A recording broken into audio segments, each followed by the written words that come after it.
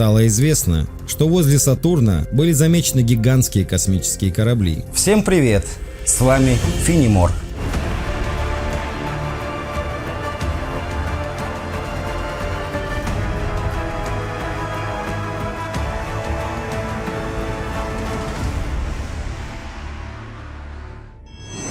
«12 ноября 2021 года доктор Норман Бергрун, долгое время работавший старшим научным сотрудником исследовательского центра Эймса и корпорации Lockheed Martin, однажды написал любопытную книгу под названием «Создатели колец Сатурна». В ней он использовал данные и изображения, сделанные вояджерами, описывая некие огромные внеземные аппараты, которые находятся в кольцах вокруг Сатурна. Много лет назад сама идея НЛО высмеивалась и считалась заговором.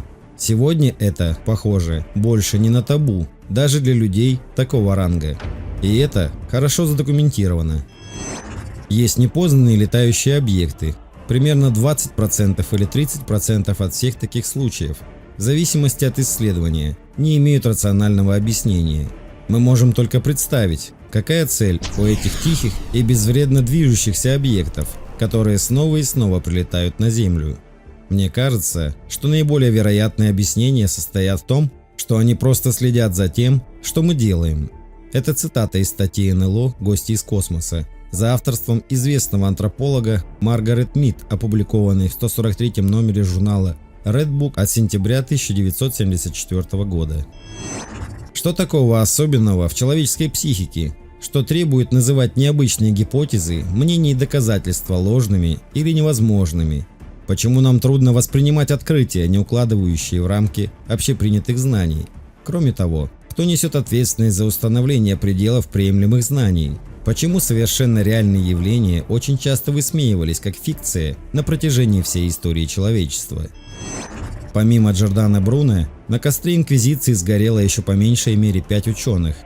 Сотни лет назад католическая церковь и государство клеймили ученых как еретиков.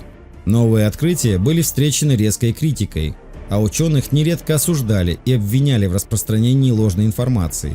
Это потому, что новая информация всегда наносит ущерб установившемуся восприятию реальности, которые строят интеллектуальные авторитеты. Во многих случаях открытия могли поставить под угрозу накопленную ими силу.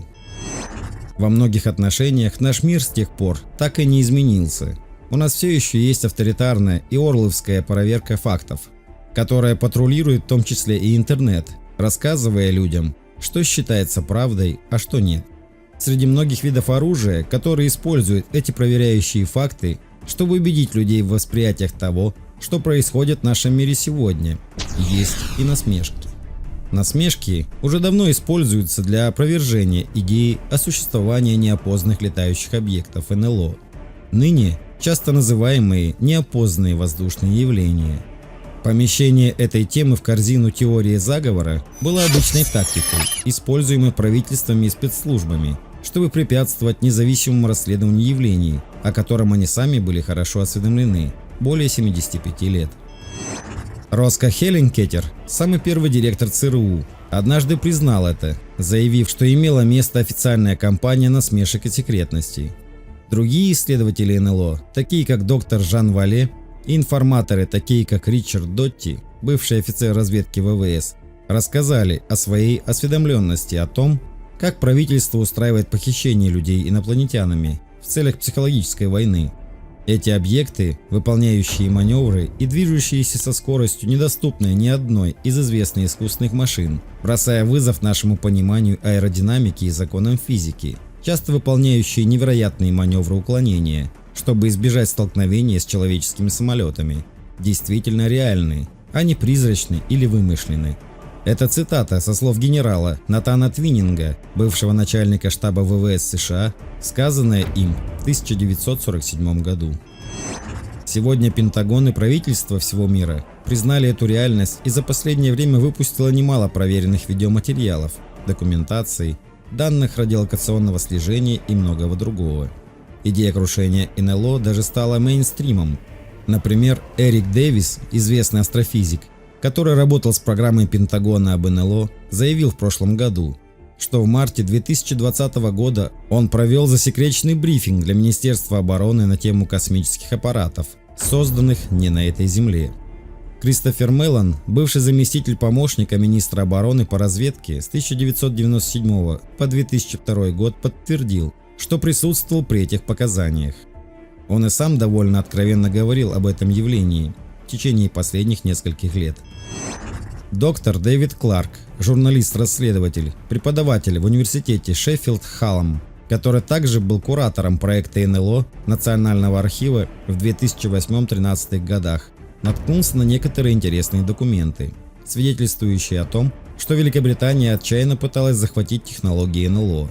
Но почему именно сейчас? Правительство США, а также правительства других стран уже создали или находятся в процессе создания официальных ветвей власти для изучения этого явления.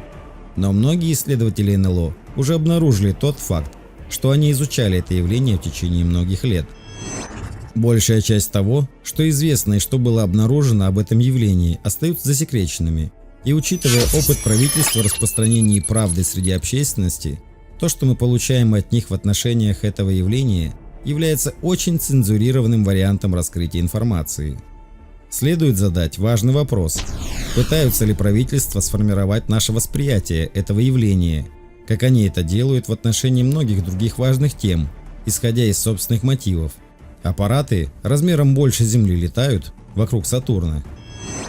Единственное, чего мы не видим в обычном мире раскрытия информации об НЛО, так это множество свидетельств, историй и опыта, которые несколько высокоуровневых ученых в области космоса и обороны распространяли на протяжении многих лет. Пресса сообщала общественности, что военные часто сталкивались с НЛО и что их показания реальны, но журналисты по какой-то причине продолжали игнорировать свидетельства некоторых очень интересных людей, которые имеют качественные знания о природе явления, в том числе многих высокопоставленных военных, которые высказывались об этом на протяжении многих десятилетий. Одним из этих людей был ныне покойный доктор Норман Бергрун, старший научный сотрудник исследовательского центра Эймса отделения НАСА. Бергрун был менеджером по планированию и анализу испытаний ракетной системы подводного запуска Polaris и оценивал применение спутниковых систем в корпорации Lockheed Martin. Норман Бергрун в старости в своей книге «Создатели колец Сатурна», вышедшей в 1986 году, приводит фотографии того, что он называет большими внеземными аппаратами, сделанные космическими зондами Voyager 1 и Voyager 2. Он применяет слова как аппараты, транспортные средства, машины или летательные агрегаты, то есть что-то движущееся, не природного, а рукотворного происхождения. Конечно, эти объекты могут быть просто каким-то необъяснимым космическим явлением, а не внеземными транспортными средствами. Но что интригует, так это его твердое убеждение в том, что это действительно именно что-то искусственно созданное. Возникает вопрос, откуда он это знает? Был ли он посвящен дополнительную информацию помимо фотографических данных, представленных в его книге? Цитата из этой книги. «Существование внеземных космических аппаратов огромных размеров и мощностей – это факт, значение которого трудно понять, не говоря уже о том, чтобы оценить».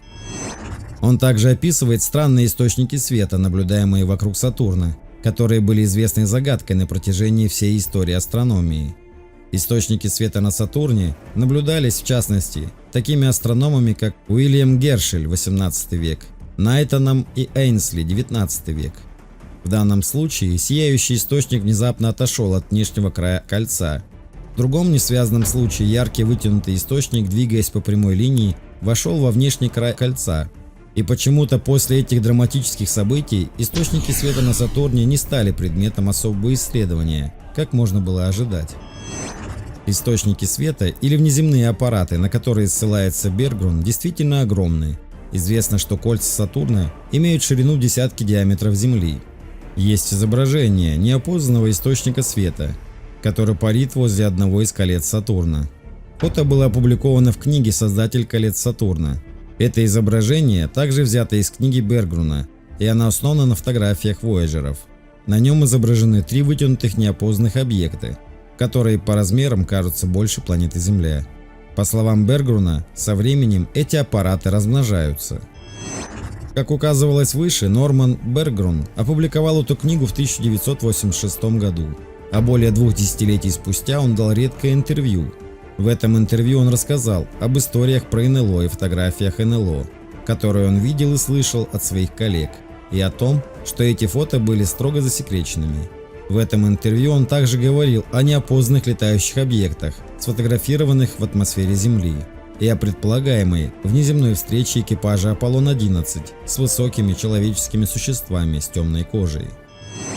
Возможно, все это совершенно непривычно для человеческой психики, хотя разговоры об НЛО больше не являются табу. Размышления о существовании аппаратов, которые по размерам больше, чем наша планета, может быть в самом деле слишком сложным для некоторых людей. Что интересно в этих заявлениях и предысториях Бергруна, так это то, что он не единственный, кто делает такие невообразимые заявления. Есть и другие люди, заслуживающие доверия, которые делают то же самое и делают это прямо сейчас. Напишите, что вы думаете об этом. Спасибо, что были со мной. Здоровья, мира и процветания вам и вашим близким. Пока.